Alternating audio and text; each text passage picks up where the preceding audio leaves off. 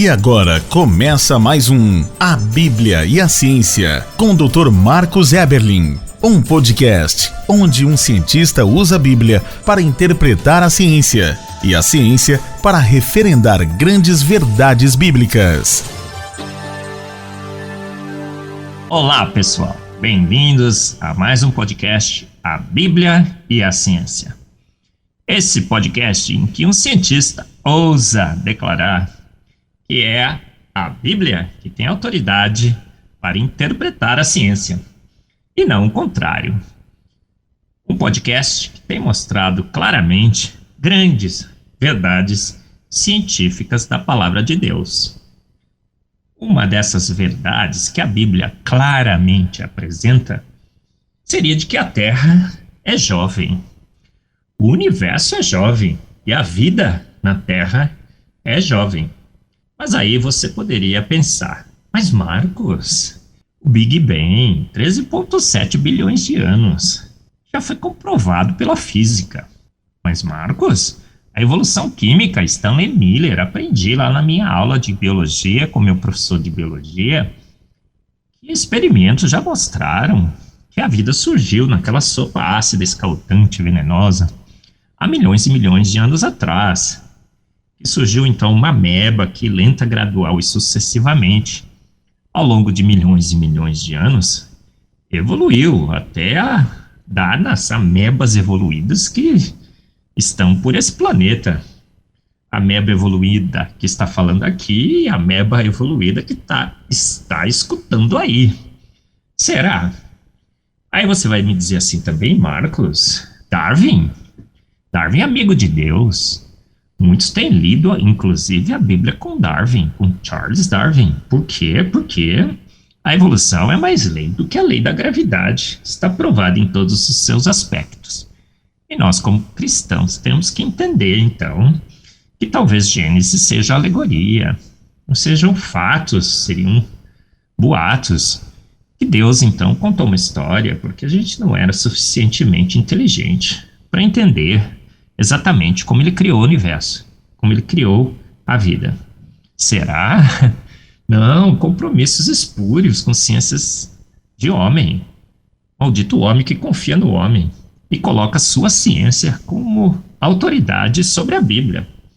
Esse podcast não vai nessa onda, não. A gente declara exatamente o contrário. Com boa ciência se percebe claramente que é a Bíblia que tem autoridade sobre a ciência e não o contrário. Com boa ciência sabemos que a ciência desse século será reformada em muitos dos seus aspectos pela ciência do século vindouro e que teorias científicas são passageiras. Por exemplo, a evolução de Darwin já está sendo substituída pela teoria do design inteligente. Eu sei disso, eu milito nessa área.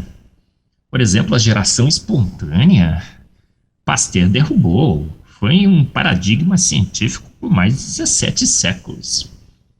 Pasteur derrubou a geração espontânea, trouxe um grande novo paradigma para a ciência, a teoria da biogênese. Só vida gera vida, mas depois Darwin veio com a outra teoria de que matéria inanimada poderia gerar vida. E hoje estamos reestabelecendo Pasteur. Só vida gera vida. Olha só. E um outro grande paradigma da ciência naturalista é que o universo é antigo, 13,7 bilhões de anos, que a vida na Terra, estamos aqui, primeiro ser vivo, há 3,2 bilhões de anos, que a Terra teria mais de 4 bilhões de anos, e que tudo então seria extremamente velho. Já mostramos claramente que essas observações não são corroboradas por dados científicos sólidos. São meras suposições, interpretações equivocadas das evidências. Porque vemos claramente pela ciência que a Terra é jovem, que o universo é jovem e a vida é jovem aqui na Terra.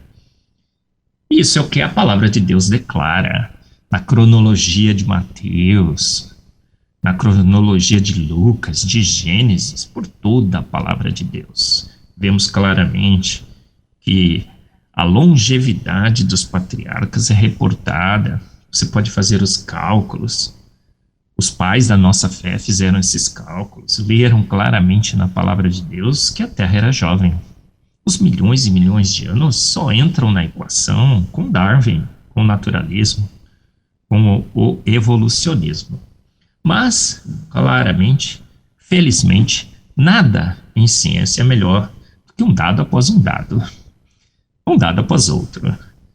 E dado após dado, espectro após espectro, evidência após evidência, temos visto claramente que a Terra é jovem. E nesse podcast 88, falarei de mais uma dessas evidências, o afastamento da Lua.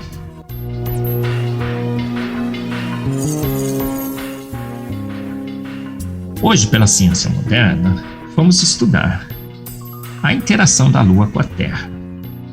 É um processo complexo. A Terra gira em torno do seu próprio eixo. A Terra está coberta por 2/3 da sua superfície com água. E a Lua também, ela orbita a Terra num loque gravitacional. Então ela sempre mostra a mesma face para a Terra. Um período aí de aproximadamente 28 dias. E fomos então verificar as forças envolvidas nesses movimentos. A Lua causa na Terra, coberta com 2/3 da sua superfície com água, as marés. Então ela atrai, quando está se movimentando, a Terra girando, essa camada toda de água, causando as marés, maré baixa, maré alta. Você já foi na praia, já observou esse fenômeno. E essa água toda também tem uma consequência na rotação da Terra. Essa rotação diminui, ano após ano, um pouquinho só, mas ela está diminuindo. Os nossos dias estão se tornando um pouco mais curtos com o passar do tempo. Bom, mas todas essas forças envolvidas, forças gravitacionais, atrito, marés, foram colocadas em equações físicas e matemáticas. Equações que não são assim tão triviais. Por exemplo, o Jason Lisle tem um artigo muito interessante no seu livro que fala sobre astronomia, em que ele mostra todas as forças envolvidas fazem com que a Lua se afaste do planeta Terra 4 centímetros por ano. Então a Lua está se afastando de nós. E quando você coloca todas essas equações, todas essas forças, você pode então regredir esse movimento e usar essas equações. Então tem alguns artigos aí na internet que usam outras equações equivocadas, tentando refutar esse argumento. Gente, vamos usar as equações certas. O Jason Lisle, o Adalto Lourenço, no seu livro Como Tudo Começou, usou a física de primeiríssima qualidade para fazer esse cálculo. Sabe o que nós percebemos? Que a Lua, então, se você regride a Lua há aproximadamente uns 500 milhões de anos, não haveria mais possibilidade de termos vida na Terra. As marés seriam imensas. Há 1,5 bilhões de anos atrás, a Lua colidiria com a Terra. Como pode? Disseram que a Terra foi criada há 4,2, 3 bilhões de anos atrás, que a vida surgiu há 3,2 bilhões de anos no planeta Terra. Não faz sentido, não faz sentido. Hoje nós sabemos que pelo afastamento da Lua em relação à Terra, a vida teria que ser muito jovem aqui, para que as marés não fossem fortes demais, para que a Lua não colidisse com o planeta Terra. O afastamento da Lua, então, é um eco do passado que reflete no presente, mostrando claramente que a vida na Terra é jovem. Outro fenômeno: eclipses solares perfeitas só são observadas numa faixa muito restrita de tempo. Nesse tempo exatamente que estamos por aqui. O afastamento da Lua, uma grande evidência de que a Terra é jovem e que a Bíblia tem ciência da mais alta qualidade.